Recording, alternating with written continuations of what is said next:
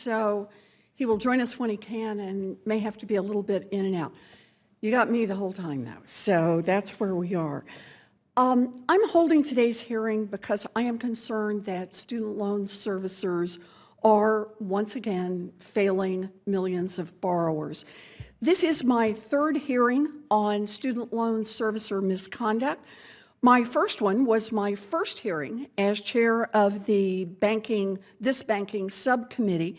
It was in April 2021, and at that hearing, Senator Kennedy and I heard deeply troubling testimony about how student loan servicers were intentionally making misrepresentations to borrowers and preventing them from getting the relief that the law said they were entitled to. Now, a lot has happened since then. FIA and Navient, two of the student loan servicers that testified at our hearing, have left the federal student loan system, as have other servicers. President Biden has moved to cancel student loan debt for 43 million Americans, and an extremist Supreme Court has blocked that relief for borrowers. But President Biden did not give up.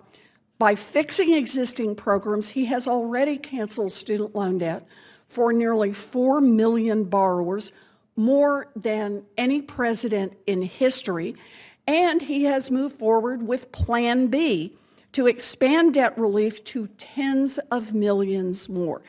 In total, President Biden's actions, once finalized, will cancel student debt for 30 million Americans. That's 30 million lives that will be changed, and the lives of their families, the lives of their friends. This is important. So today, we focus on the servicers, the corporations that have made hundreds of millions of dollars administering the student loan program.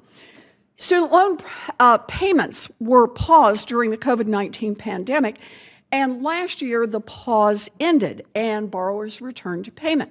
Now, despite receiving numerous warnings and federal funding throughout the payment pause to get ready, every single student loan servicer failed to adequately prepare for the transition back to repayment, every single one of them.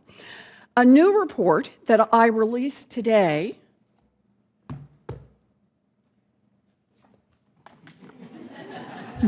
yes, that was smoothly known as the visual, reveals that servicers badly misled borrowers during the return to repayment.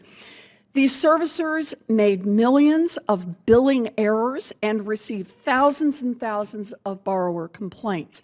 Servicers subjected borrowers to long phone waits, with some borrowers literally waiting for hours before getting hold of a live person. And that was true even when the servicer had made a mistake that could only be corrected by reaching a live person.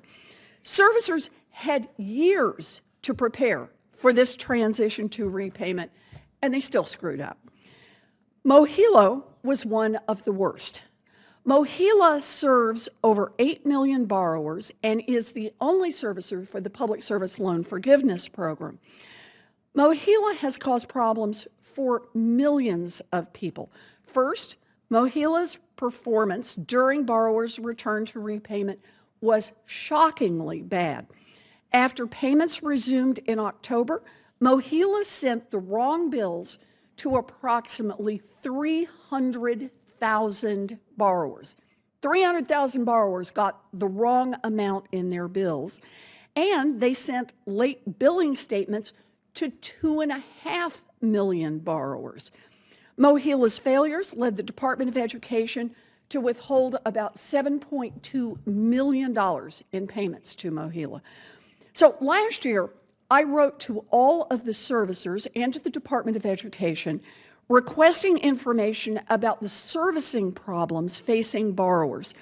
The data I got back was truly shocking. The numbers showed that MOHELA had the longest average call wait time of any servicer. Now, as borrowers once again begin to make payments, MOHELA had a call abandonment rate of 35%. 5%. Let me say that again. 1 in 3 MOHELA borrowers were on hold or shuffled around so long that they just finally gave up on their calls. Evidently, MOHELA figured out that if they made the call system impenetrable, MOHELA wouldn't have to talk with so many people who were experiencing the problems that MOHELA had caused.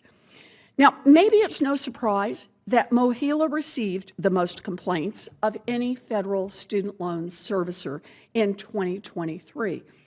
MOHELA has failed borrowers of all kinds, but it has been particularly derelict in its duties administering the Public Service Loan Forgiveness Program. PSLF is how we say thank you to teachers and nurses and service members and firefighters and others who borrow money to go to school, then use their educations working in public service. Under MOHELA's watch, the backlog of PSLF forms hit a peak of 1 million. This meant that many teachers and nurses and firefighters did not get the relief that they were entitled to until much later, so late that some borrowers continue to make payments on debts that should have already been canceled. MOHELA knew that it had problems, and many of those problems caused borrowers to pick up the phone and call for help.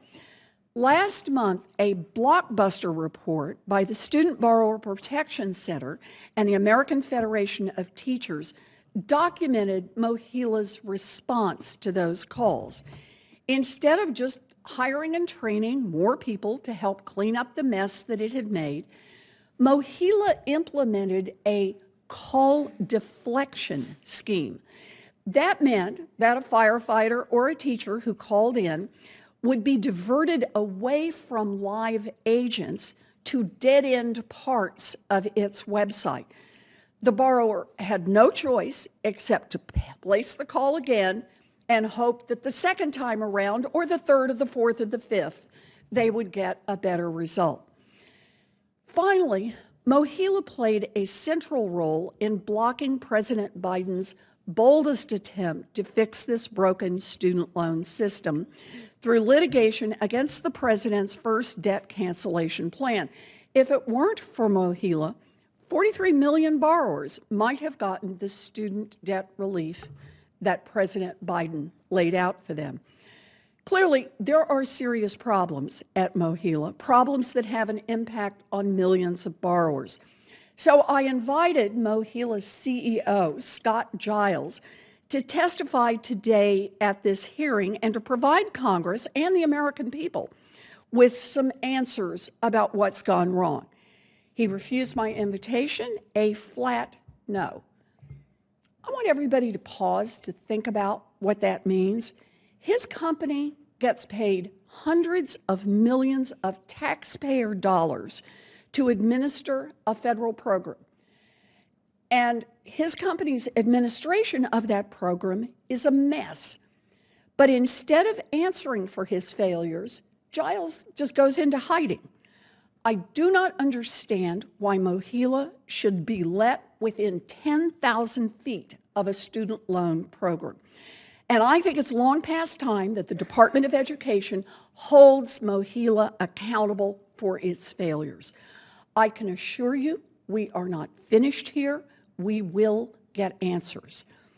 At today's hearing, we will learn more about MOHELA's failures, our broken student loan system, and the ways that we can fix it. Student loan borrowers deserve better than MOHELA. And when Ranking Member Kennedy comes in, we will listen to his opening statement.